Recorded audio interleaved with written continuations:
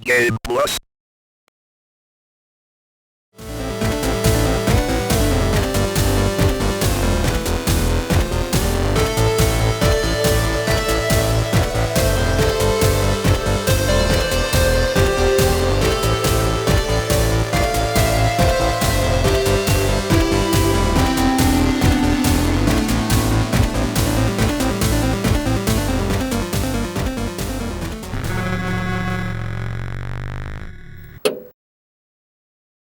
All right, man. We're back. We're back. We had our first episode, and it did pretty well. You guys checked it out. Yeah, millions upon millions of views. It was a little overwhelming for our first. So thanks for all the comments. It was very cool to hear from everybody. Yeah, it was cool. I like seeing the people that didn't agree with us. I love it when Didn't agree with you. well, that's Everyone agreed. well, that's me. Everyone will agree with you. You are the voice of reason in the show. I got the hot takes. Definitely. So we've actually got like a little bit of a fun thing that pertains very much to what you do here, obviously. Yeah. And what is the topic of today, sir? So today we're talking about video game preservation and some of the challenges that are going to be coming up. So Get your physical media, folks. then, well, even that is going to be some issues. So yeah. So I guess like first we kind of have to decide what we mean Yeah.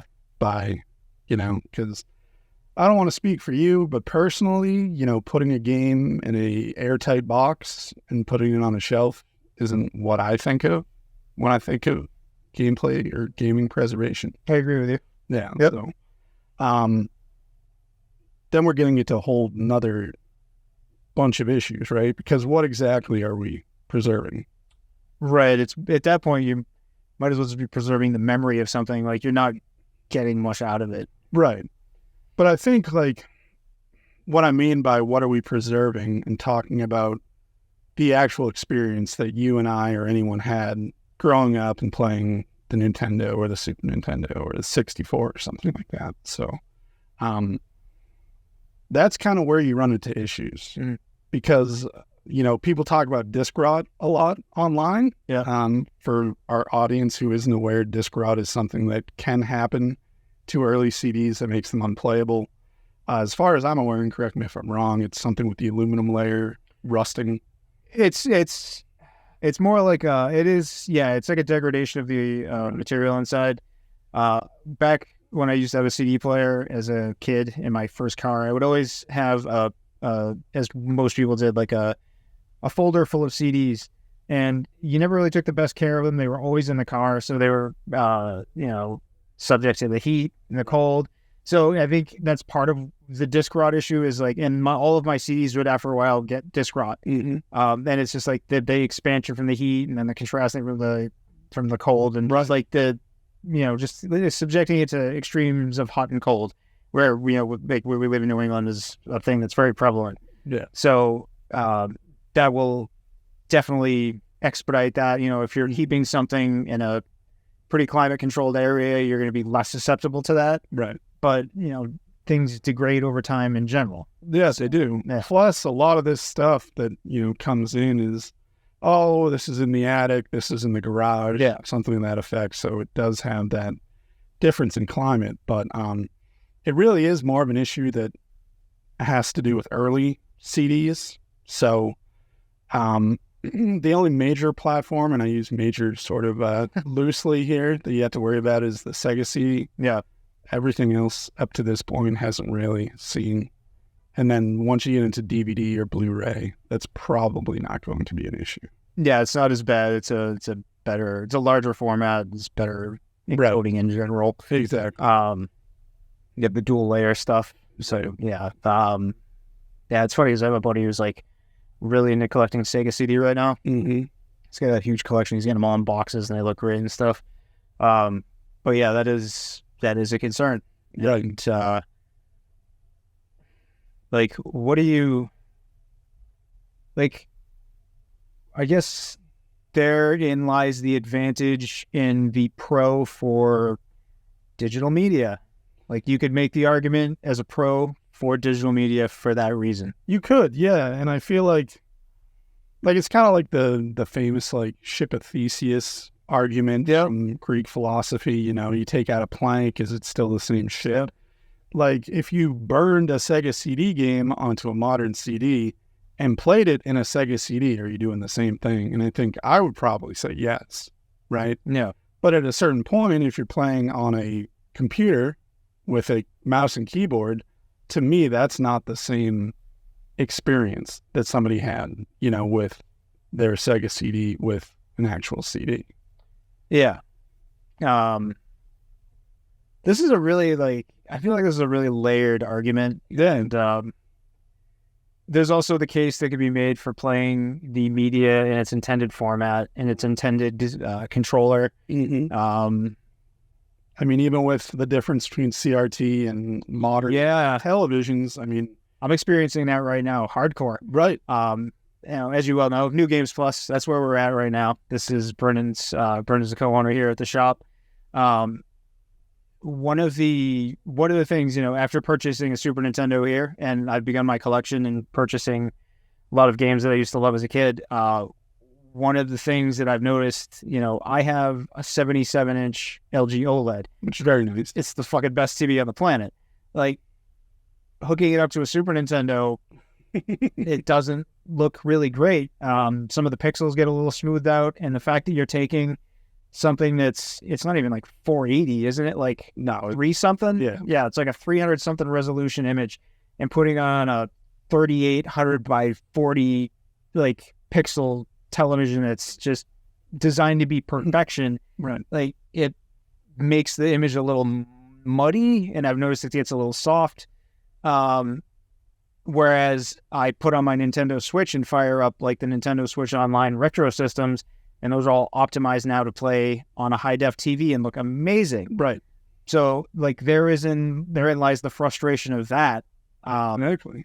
Because you could argue that someone playing the Switch Online is getting a better experience to what you remember as a kid experience. Yeah. Which is not what, you know, it's sort of not what you would think. Like, original hardware, you know, should be the way to go. Yeah. Yeah, but I mean, the CRT was such a different technology to the modern OLED or LCD, if you still have those. Like, it's not going to display the same way.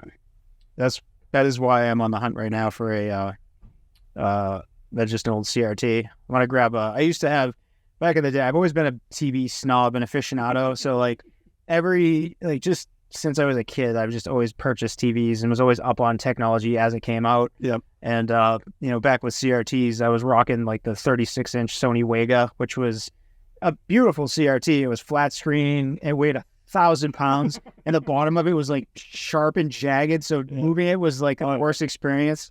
Yeah, but like I'm on the hunt right now to get one of those again, because I think that would be a fun way to, you know, optimize the game room specifically for the retro console. Right, yeah. Especially because I have a home arcade as well. So I want to have like that retro style gaming room. Yeah. But yeah, like the act of playing an original console is challenging. And like, especially when you get into people who don't even know the difference between like stretching something from 4:3 to widescreen. Mm-hmm. You'll go to someone's house and they'll be playing like an old Nintendo, but it's like stretched from here to here and it just makes my head hurt. I'm like, oh no. Well, even gameplay-wise, you can run into some issues, lag, latency, and everything else like that, and it's not going to be, you know, the authentic experience. Yeah, and you can't use, like, light gun games don't work. Oh, not at all. Yeah, because it's totally different technology, and the way it reads the TV doesn't work the same. Right. So, like, what... this is frustrating, because I see the argument for both, right? Which is why I'm an advocate for both, and I kind of have my own solution, but I'm curious to see like what your take is on this, and like how, like, you're in a game store, so you are in the business of preserving original hardware and memories. So I mean, obviously the best way to do it is to do the original hardware on a era TV, you know, something. You've seen the CRT that we shoot with in the back, a little Insignia. Yeah, it works fine. It absolutely looks great. That's amazing. So I think that's what you have to do. But then, like, just being here and working on, I mean, I don't know if they can see all the systems that we have underneath here, like it's only a matter of time until that's no longer an option for people. Yeah. And there are some things that are helping. I mean, as anyone who's owned a system is aware, there's a lot of plastic parts that are custom that we can now 3D print, which is cool. But once you get into the actual, motherboards and stuff like that, like if you're doing, through board soldering your thing, that's very, technical work to do. And it's at a certain point not worth the effort to do that when it's, I can turn on my Switch and play, this game. Yeah. So, yeah, I mean, it is a conundrum, and I'd like to hear, more of your take on what exactly, because I feel like the preservation isn't just, the physical media. Yeah. I do feel like what we're trying to shoot for, or at least what we're shooting for here, is more the preservation of the feeling of that era. Yeah. Growing up, 90s, early 2000s, what these games meant to us is the important part. Yeah. Not the actual physical objects. But yeah, I definitely agree with you on that. And my solution right now, having worked with you guys now for a few months, like it reignited something in me. It just brought back that spark and passion for, these old gaming systems, and just like, the feel of like holding a cartridge, or like the act of putting a cartridge in, like the sound it makes when it goes in, and just like all these things that just sort of, I remembered, and the frustration of wanting to kick an NES down a flight of stairs because it's a horrible garbage system. It never works. But part of what I'm doing with the modernity aspect of it too, as well, is like, I've got my fancy TV, I've got my Switch, my PS5, my Xbox One, like what I've been doing. I started with the Switch when I started going physical. When I worked with you guys, it kicked something in, and I wanted to go physical. And I started with my Switch because for me, it was a matter of like, can I get some of these games I grew up with in like a collector's edition or like a remaster, and like the Contra collection recently, the Castlevania collection, the Mega Man collection, Final Fantasy Pixel Remaster. Like, can I have these games in a format that I can play them where they're going to look great, so that I can just play them on a modern television, a modern console, a modern controller, anytime I want. But I also, on the other hand, and this is one of the things I love about Nintendo and what they're doing with the Switch, is throughout the tenure of that system, they've been putting out controllers through Nintendo Online that you can buy specifically from their website that are retro controllers. And I bought them in for you to check them out. They have the feel. They're exact. Right. Yeah. Like if you're on the fence, or you're thinking, this isn't going to feel the way that it feels, like you should buy one if you are looking for one, because they are exact. Like if you put that in my hands and said, this is a brand new N64 controller, and like blindfolded me or something, we have Pepsi taste test for controllers, can't tell the difference. Yeah. So it's absolutely amazing what they did as far as that. It's tremendous. And like you said, the feel, the weight, like everything about it, except they're wireless. Right. They run on batteries, like they're internal charge batteries. Yep. Like it's great. And I've got the Nintendo, the Super Nintendo. I have a 6-button Genesis. Like, then these are all cool. It's cool because they're officially licensed. So it's like they're the exact same thing. So it's like the 6-button Genesis controller. I've got the 64 one. Yep. So when I want to play those older games, like I'll throw in my Castlevania collection on a Switch cartridge and play it on a Super Nintendo controller. Or I'll play it on a Nintendo controller from playing the first one. Right. Like I have the ability to do that and get that same feel with something that visually is going to be altered so it works on a high-def TV and looks great. Those pixels are just like, they come to life. They're better. Right. I like the crystal clear aspect of a pixel game on a nice TV. Yep. But when you're playing it on like a home console, like of the retro, like original the format, I want the hardware to be working on a CRT because it looks better when you're doing it that way. Right. It doesn't look good on an LCD. No. So for me, like I've been combating those things both ways. I've been taking the advantages that modern technology has. And if you're looking, that's why I think anyone who wants the best of a retro and a modern console, like the Switch is unbeatable, I think. I think It's like my number 2 favorite console of all time right now, I think. Very good. I love this. It's so versatile. It really is. It's one of the, it's just a beautiful console. It's just like, here, if you want, it's like throwing Steam at you. It's like a Steam Deck, but like a lesser powered Steam Deck. It's got indie games, Rose Party games. You get like new Nintendo games. It's like, what more do you want? That thing is perfect. And, you and I were talking about like the new Nintendo console they've got coming out. They're talking about releasing this. We have rumored the console, but supposedly dev kits are out there for the next successor to the Switch. And it seems like they're making just a Switch Pro, but it's Nintendo and you never know. Right. But like, I don't know. I think they like put them back themselves into a corner with this because that console really is, I think that is the best gift you can give to a gamer is that console with the versatility that it gives you and you have so many options as a gamer. Right. Like it's like I can play my old controllers. It's just so beautiful. Like that system brings me so much joy.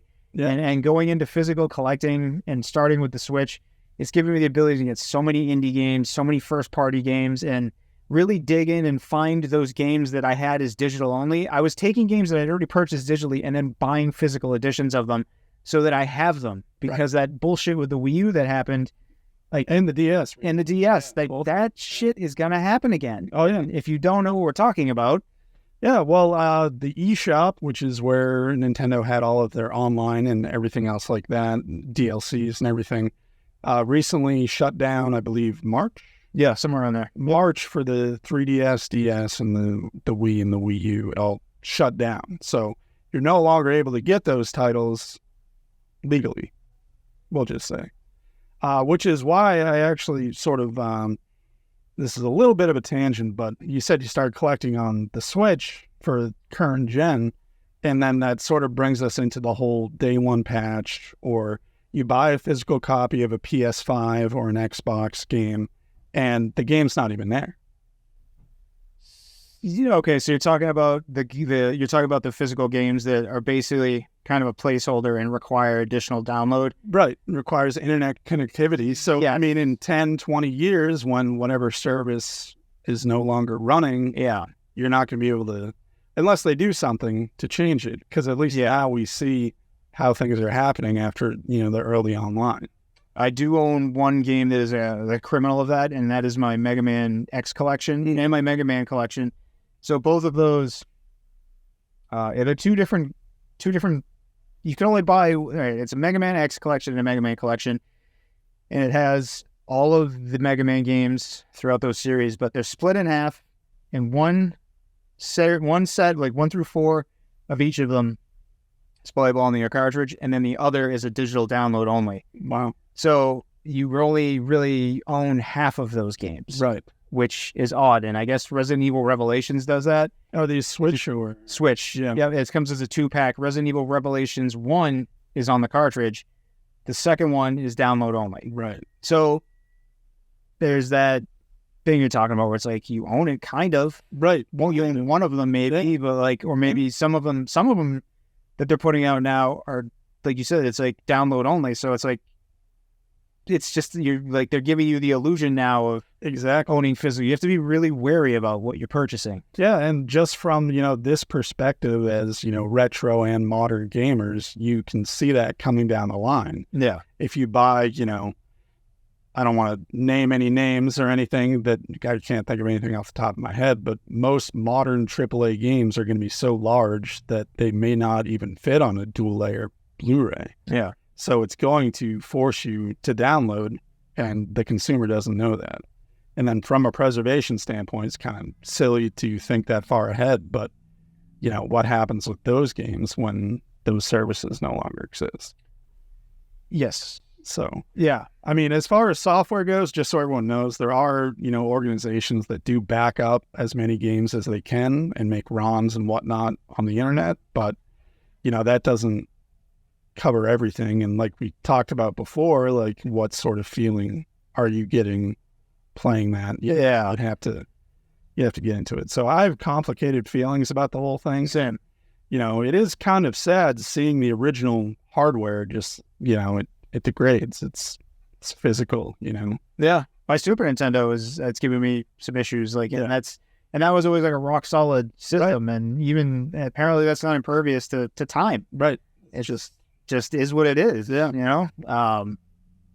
But that whole aspect of physical media for me is a kick in the balls because just recently I was on the hunt for a couple of Blu-rays that came out and went to my local Best Buy, and I went in there and I was like, hey, where are all the new releases? Like, oh, we don't carry physical Blu-rays anymore. I was like, what? He's like, when did this happen? Like, oh, when we did the remodel this past fall. I was like, what the fuck? Wow. And then I wound up going to like a Target down the street trying to find the same thing, and their Blu-ray section was restricted to like this one display rack, and it was really just like a few new releases, and that was it. And I'm asking again, it's like, oh, that's all we have. Right. And it's like even being able to find physical media now is getting harder. And it's being forcibly like restricted, and you can't get it as readily. So yeah, the fact that like you're not even being given the option as much anymore. And no.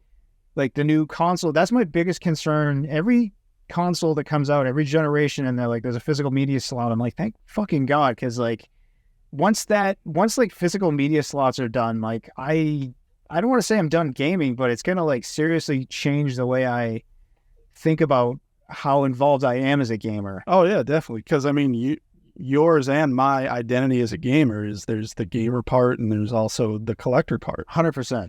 And, yeah, you know, they overlap, but not 100%. Yeah. You know, this current generation, you know, PlayStation and the Xbox, there is the option to go digital only. They'll give you a discount for it. And, you know, for a lot of gamers, there's no reason to go. And like I mentioned with the whole, you know, patch before you can play, download before you can play, it's not all on the disc. There's less of a reason even for you and I as collectors to do it. Yeah. Unless you're getting like a collector's edition, which is not even that's a whole different story. Yeah. Like it's related to gaming, but not really. I mean, it's a display piece, really. It's like some of these collector's editions that come out. So, so it definitely is going to be different once there's no longer physical media. And you and I have talked about this. We hope that this Switch successor, if that's what it is still using the Switch cartridges or backwards compatible the way that a DS Lite or something like that or a GBA to Game Boy worked. Yes. Because that would be a shame. It really would be like that. All that console needs is a little more horsepower, and it would a lot more. That's fair. A lot more horsepower. I mean, what did we peg it at earlier? PS3, Xbox. Yeah. A decade or so. That is a decade or so ago. That's sad. It is sad, but like they've managed. I still think that regardless of, I think that also goes to prove one of the points we were talking about earlier. Is it's like regardless of a console's power or age, like if you have good software and the games are there, you know, like that's what I love about the Switch is that wide spectrum of options that I have available to me, like retro games, modern games, first party, third party. Like, do you want to play something from 30 years ago? We've got options for that. Yeah. Like we'll even give you controllers to play it. Right. You want something modern? Here's a Switch Pro controller, which is one of the best controllers out there, modern one. It's if they do anything other than make just a Switch Pro, which that's all anybody has wanted for the past like 5 years, and the thing you can always rely on with Nintendo is Nintendo's going to do whatever the fuck they want. Yeah. So they're not, if I had to put money on it, I would say the Switch Pro is not. It's going to be the Switch 2. Yeah. The ship's already sailed for the Pro. I mean, they're talking about PS5 Pros already. Yeah. And they had the whole pandemic shortage, not selling any, blah, blah, blah. Yeah. Like, they're in that space. The Switch was old hat by the time PS5 came around. Very much. I mean, you had 2 Zelda games. Destined Forever makes it. Which is about, 7 years now? Between 5 and 7, isn't it? Yeah. No, it's more than 5 because Breath of the Wild was 2015, wasn't it? Damn. Yeah, it's done like 8 years? Yeah. Damn. So, yeah, Switch Pro, that's 3 or 4 years ago you could have done that. Yeah, they need to do like they did with the 3DS, where it's like, we'll still give you your DS games. Exactly. And that's the model they should do. That's exactly what they should do. They should get a better naming scheme. Yes. Yeah, Switch 2. Yeah, Switch 2 or Yeah, that's all you need to do. that console's been just an absolute delight. As Oh, it's amazing. yeah, that has been. Now that my Switch collection is done, like I'm going back and going Super Nintendo now. Yeah. And that's been a lot of fun. But like, hey, we're talking about those limitations with modern it's so hard to, like, you almost have to have like a dedicated game room, like set up retro style. Oh yeah, To do it right. right, exactly. And it's got to be climate controlled, and Yeah. you need those blackout, curtains so you don't get any UV damage on anything. And so actually, no, go ahead. Oh, so, like when you mention something like that, like that also almost puts a responsibility on you as a gamer and someone who's trying to play a retro game. You almost become like, you're almost like preserving history. Like when I find these games, I take them home and I thoroughly clean them, and like I want the best looking and best conditioned copy I can find, so that, like, for one, I'm like a snob and I want it to look nice, Right. but for two, like, I just want it to last, and I want it to, I want it to be preserved as best it can. Yeah.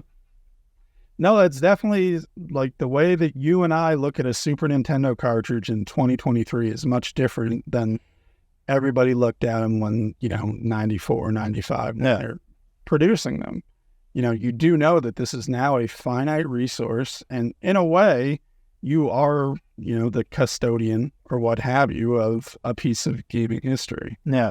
And, that, I don't know about, everybody in the audience or whatnot, but to me, yeah, there is, a responsibility there to, make sure it is there as long as it can be. And, it does get frustrating seeing stuff come in and, you're trying to get it to work and it doesn't work. And it's like, Yeah. This thing lasted this long, but now it's not, it's sad really, but The condition that a lot of people, like a lot of the old games that I see, like I just won't buy certain things if I think they look like shit, yeah, because I don't want it. Right. Like I want it to be, it's weird. Like I'm like right in the middle between like not wanting to spend like $1,000 on a boxed one, right. but wanting like the most pristine version of like a cartridge only, if that makes sense. No, it makes sense because at least at that point it's still usable. Yeah. If you're, and I'm not trying to knock anybody, if people like buying graded games and displaying them, that's, the prerogative. I don't think that's what I'm in it for or you're in it for. Yeah. Like, I don't agree with it personally, but that's what they want to do. But yeah, I mean, that's a usable copy of Earthbound. It's not, I'm going to put this on my mantelpiece and my friends are going to come over and say, oh, that's cool. It's, 9.5 graded. It's like, no. Like, you're going to throw it in and play it and have a couple beers and, have a good time. That's what, I mean, we weren't having beers back on the Super Nintendo days, but that's what it's about to us. It's a social thing. It's a entertainment thing. It's a nostalgia thing. And you don't get any of that looking at something in a box. I agree with you 1,000%. And it's going to pain a lot of people for me to say this, but I have a pretty good limited run collection. And all of them are opened. Every single one of them has been opened and gets played. Every single one of them. No, good for you. That's what they're there for. Right. Like I don't collect them because they have value. I guess there is a little bit. I'd be lying if I said there isn't a little bit of that, because I know full well they're worth money. But at the same time, like, they get played. That's what they're for. Even the ones I already have digital copies of have been opened, and they get put in. Yeah, because like I put them in my cartridge collector case. I have like these cool little Nintendo cases that hold my Switch games, like, and they're like magnetic. Yeah, the magnetic, like, Oh, good. Yeah, holds 48 in each of them. I got 2 of them, like, and they, like it's awesome to just be able to put the game in there and you can see it and it's a thing, right? And you put it in a system, and I can put it in anybody's system and it'll work, right? So like that's part of it for me too, is like the experience of sharing these things that mean so much to you with somebody else. And I think a lot of that is gone nowadays, because like you can't do that with, like, when was the last time you could just put a disc and assist in a game and it would just work? It was like, we're talking PlayStation era, right? The PS2, PS3, PS3 will still do it. Okay, so like PS3, Xbox 360, depending on the title. Yeah, but once you get PS4 or later. So that's like 10, 15 years ago. Yeah, it's been a while. Like 15 years out for us being able to take a piece of media, Yeah. bringing it to your buddy's house. Right. Hey, check this out. Yeah. Throw it in and start playing. Yeah. That doesn't work anymore. Anytime I want to bring a game, I wanted to like bring over the fucking PSVR 2 to my buddy's house to show it to him. Yep. Can't just bring the VR 2 and plug it into his. Like Right. I have to, because the games don't exist physically. Yeah. I have to take my console and my fucking big thing and just bring it over there. Yep. God of War. I can't just take the disc and No. put in Ragnarok to show him. It's like I have to bring the whole PS5 because Otherwise, you got to download it. Yeah. And depending on his internet, even if you have good internet, Yeah. even if it's only 10 minutes, that's not what it was when we were a kid and you blew in the cartridge, Yeah. slammed it in there. worked every time. Yeah. Hit the power button and you were gone. Yeah. No, I mean, in a lot of ways, the Switch is like the last console that's going to work the way that all of the other ones did Yeah. before it. I mean, It really is. Like it's like the last bastion of yeah. I mean, you let me Game. borrow a Switch game and I just threw it in there and turned it on and started playing. Darkest Dungeon. We talked about it on the last episode, I think, didn't we? I think that might be on the next episode. Might be on the next episode. So we're doing things a little out of order. This episode, Ruined it. yeah, It's supposed to be a secret, John. it's a secret to everyone. It is a secret. See, brought it back. You did. That's nice. But yeah, I let you weren't a fan, which bums me out a lot. I wanted to like it. I will give you that.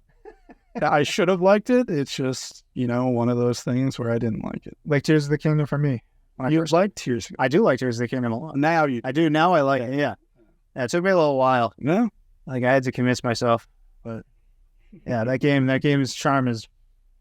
I'm all in. It's incredible, right? It is incredible. I still think it should have. I still wish Breath of the Wild didn't exist, and this was just the thing that. It's just a came better out. Breath of the Wild. It is. Yeah. So I think the exhaustion of 200 plus hours of Breath of the Wild was what jaded me a little bit. And I do still like when I'm playing it, I will get annoyed sometimes. Yeah. But it's a spectacular game. It's got to be one of the best games ever made. No argument. It's just I do have like a weird bias towards it for being kind of lazy in that it's should have just been what came out in the first place. Yeah, no, I definitely understand that. Yeah, I mean, it makes Breath of the Wild look and feel like, some sort of beta test or Yeah. tech demo or something like that. Like, yeah, especially like what they did with the depths. I feel like that was such a cool idea to make, this double the size of the overall map and give you like a harder area that you can go test yourself in. Like Yeah, the Coliseum's a bitch. those lines, man. Yeah. Pain in the ass. Right? Puff shrooms. So I guess to wrap things up. I mean, have we been talking that long? I don't know. Me neither.